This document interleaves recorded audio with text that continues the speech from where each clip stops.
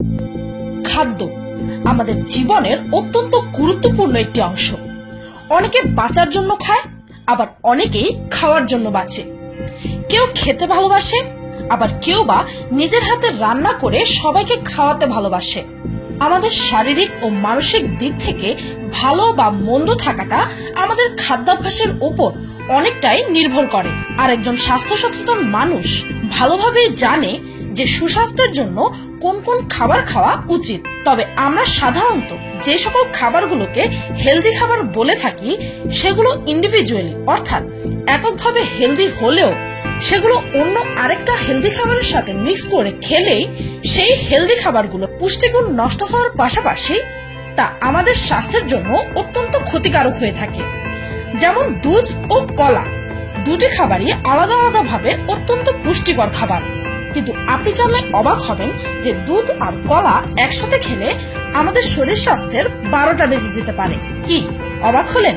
পিনিকপার আজকের পর্বে আপনাদেরকে এমনই কিছু খাবারের কম্বিনেশন সম্পর্কে জানাবো যে খাবারগুলো আলাদা আলাদা ভাবে পুষ্টিকর হলেও সেগুলোকে একসাথে খেলে আপনার স্বাস্থ্যের জন্য তা ভয়াবহ পরিণাম হতে পারে। আরেকটি কথা, সম্ভব হলে আমার এই ভিডিওটি আপনার পরিবারের সকলকে সাথে নিয়ে দেখুন, কেননা আমার এই লিস্টে থাকা খাবারের কম্বিনেশন গুলো কম বেশি আপনি, আমি আর সবাই খেয়ে থাকি। তাই ভিডিওটি সম্পূর্ণ দেখুন।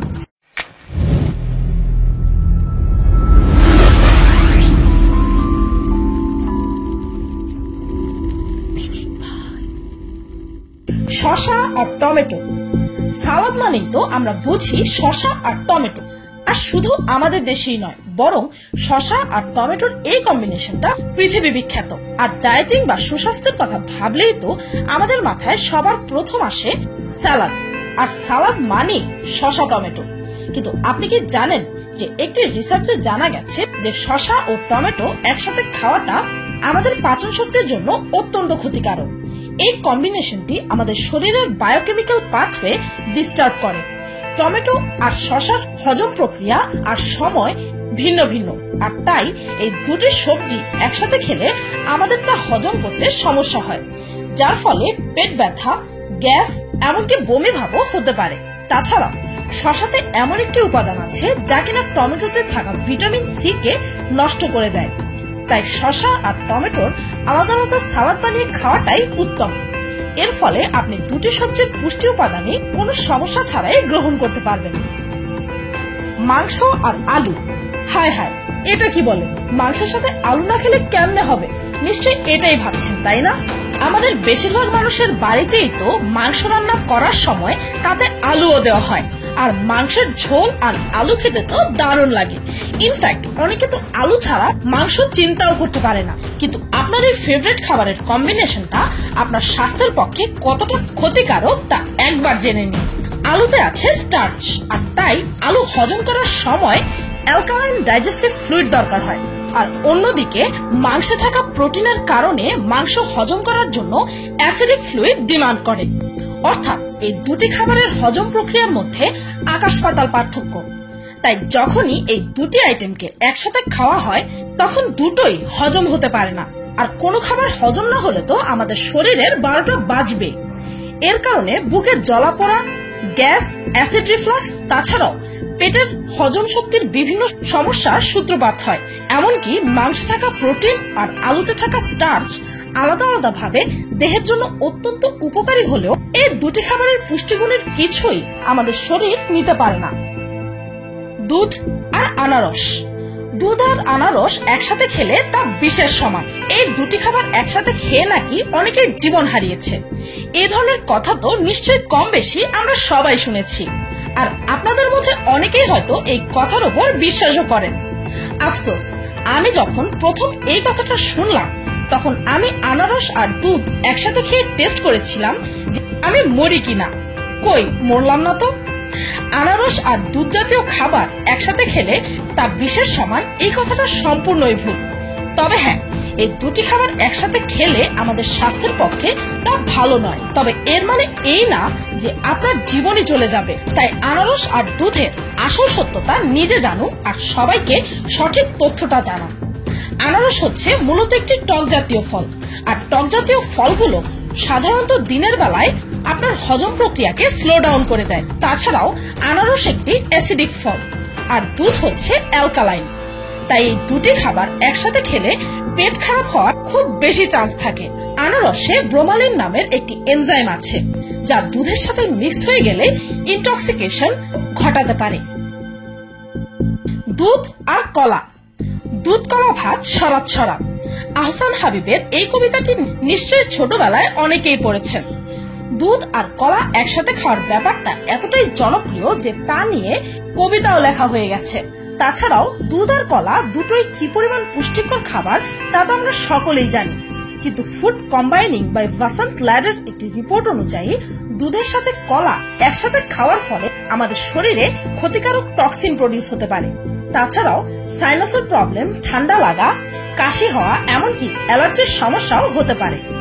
যদিও এই দুটি খাবারই মিষ্টি স্বাদের আর দুটি খাবারই এনার্জি প্রদান করে, তবে এই দুটি খাবার হজম হওয়ার প্রক্রিয়া আলাদা আলাদা।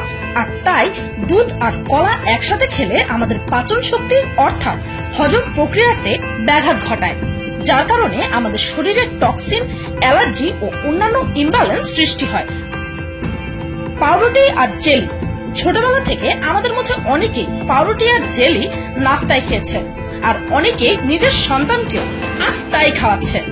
কিন্তু আপনি কি জানেন যে পাউরুটি বা যে কোনো গমের রুটি, বিশেষ করে যে সকল ব্রেডে ইস্ট দেওয়া হয়, তার সাথে মিষ্টি কোনো খাবার খাওয়াটা আপনার স্বাস্থ্যের জন্য মোটেও ভালো নয়। আর জেনে রাখুন, দোকান থেকে আপনারা যে সকল পাউরুটি বা বনরুটিগুলো কিনে আনেন, সেগুলোর বেশিরভাগগুলোর মধ্যে ইস্ট ব্যবহার করা হয়। এবার জেনে নিন ব্রেড আর জেলি একসাথে খেলে আপনার দেহে কি কি সমস্যা হতে পারে। গমের আটা আর মিষ্টি জাতীয় খাবার একসাথে খাওয়ার অর্থ হচ্ছে কার্বসের ডাবল ডোজ, যা কিনা আপনার শরীরে গ্লুকোজের পরিমাণ হঠাৎ করে অনেক বেশি বাড়িয়ে দেয়, যা কিনা অতি অল্প সময়ের মধ্যে আপনার শরীরে অনেক বেশি এনার্জি প্রদান করে। আর তার পরপরই আপনার বডিতে হঠাৎই ক্লান্তি এসে পড়ে, আর আমাদের মুডও খারাপ হতে থাকে। আর একটি রিসার্চে জানা গেছে যে ব্রেড আর জেলি একসাথে খেলে তা আমাদের পাকস্থলীর জন্য অত্যন্ত খারাপ, যার কারণ হচ্ছে পাউরুটিতে থাকা ইস্ট আর জেলিতে থাকা চিনির কম্বিনেশন। আর খালি পেটে পাউরুটি আর জেলি খাওয়ার আইডিয়াটা আমাদের শরীরের জন্য অত্যন্ত ভুল একটি সিদ্ধান্ত। ব্রেড আর জেলির পরিবর্তে সকালে আপনি ইস্ট ছাড়া পাউরুটি আর মধু খেতে পারেন। এতে পেটের সমস্যা তো দূরে থাক, এ ধরনের খাবার আপনার সুস্বাস্থ্য বজায় রাখতে সাহায্য করবে। ফল আর সবজি, অনেকের ফল আর সবজি একসাথে খেয়েই থাকে, কেননা আজ পর্যন্ত বেশিরভাগ মানুষই জেনে এসেছে যে সবজি আর ফল দুটোই আমাদের স্বাস্থ্যের জন্য অত্যন্ত ভালো। কিন্তু আপনাদের মধ্যে বেশিরভাগ মানুষই হয়তো কখনো কল্পনাও করেননি যে ফল আর সবজি একসাথে খাওয়াটা আপনার স্বাস্থ্যের জন্য অত্যন্ত ক্ষতিকারক হতে পারে। এর মূল কারণই হচ্ছে যে ফল ও সবজি দুটোর হজম হওয়ার প্রক্রিয়া ভিন্ন ভিন্ন। আমাদের পাকস্থলী ফলগুলোকে দ্রুতই হজম করে ফেলে, এতটাই দ্রুত যে কখনো কখনো খাওয়ার পর ফল আমাদের পেট পর্যন্ত পৌঁছতেই তা হজম হয়ে যায়, যেখানে অন্যদিকে সবজি হজম করতে আমাদের পাকস্থলী অনেক বেশি সময় নেয়। তাছাড়াও ফলে অনেক পরিমাণ চিনি থাকে, যা কিনা সবজি হজমের প্রক্রিয়াতে ব্যাঘাত ঘটাতে পারে। তবে এও সত্য যে ফল আর সবজি দুটোই খাওয়া আমাদের স্বাস্থ্যের জন্য অত্যন্ত ভালো। তবে এইটুকু খেয়াল রাখবেন যেন ফল আর সবজি আপনি একসাথে না খেয়ে আগে পরে আলাদা আলাদা সময় খান। এতে ফল ও সবজি দুটোরই পুষ্টি উপাদান আপনার শরীর কোনো ধরনের কোনো সমস্যা ছাড়াই গ্রহণ করতে পারবে। মাছ আর ডিম, আলাদা আলাদা ভাবে এই দুটি খাবার আমাদের স্বাস্থ্যের জন্য অত্যন্ত উপকারী। এই দুটি খাবারই পুষ্টি উপাদান, ভিটামিনস ও অ্যামিনো অ্যাসিডস এর ভান্ডার। মাছের তেল হচ্ছে ভিটামিন ডি এর সেরা উৎস, আর ডিমের কুসুম হচ্ছে ভিটামিন ডি এর সেকেন্ড বেস্ট উৎস। দারুণ, তাই না? কিন্তু যদি আপনি মাছের সাথে ডিম খান, তাহলে ভিটামিন ডি এর উপকারের কথা ভুলে যান। ডিমে এক ধরনের প্রোটিন অ্যাভিডিন আছে, আর মাছে আছে ভিটামিন বি7 বায়োটিন, যা কিনা একসাথে কম্বাইন করলে আমাদের পেট তথা পাচন শক্তির জন্য অত্যন্ত ক্ষতিকারক। তাই মাছ ও ডিম একসাথে মিক্স করলে একটি কমপ্লেক্স বায়োটিন পদার্থ সৃষ্টি হয়, যার কারণে আমাদের শরীর ভিটামিন বি7 অ্যাবজর্ব করতে ব্যর্থ হয়। তাই মাছের সাথে ডিম নয়, বরং সবজির কম্বিনেশন বেস্ট, যা কিনা আমাদের শরীরে আয়োডিন অ্যাবজর্পশনের ক্ষমতা বাড়িয়ে দেয়। তো এই ছিল এমন কিছু ফুড কম্বিনেশন যা কিনা আমাদের স্বাস্থ্যের জন্য অত্যন্ত ক্ষতিকারক। ভিডিওটি এই পর্যন্ত। ভিডিওটি ভালো লাগলে একটি লাইক দিতে ভুলবেন না। আর যদি এই ভিডিওটির সেকেন্ড পার্ট দেখতে চান তবে কমেন্টে জানাতে ভুলবেন না যেন। শুধুমাত্র আপনারা চাইলে এই ভিডিওটির সেকেন্ড পার্ট তৈরি করব। আর হ্যাঁ, এই ভিডিওটি অন্তত আপনার প্রিয়জনদের সাথে শেয়ার করুন যেন তারাও খাবারের এসব ব্যাড কম্বিনেশন সম্পর্কে জানতে পারে ও তারা সুস্থ জীবন যাপন করতে পারে। আর আমার চ্যানেলটিকে সাবস্ক্রাইব করুন প্রতিদিন এমন সব অদ্ভুত ও মজার সব ভিডিও দেখতে। আজকের মতো এই পর্যন্তই, দেখা হচ্ছে পরের ভিডিওতে।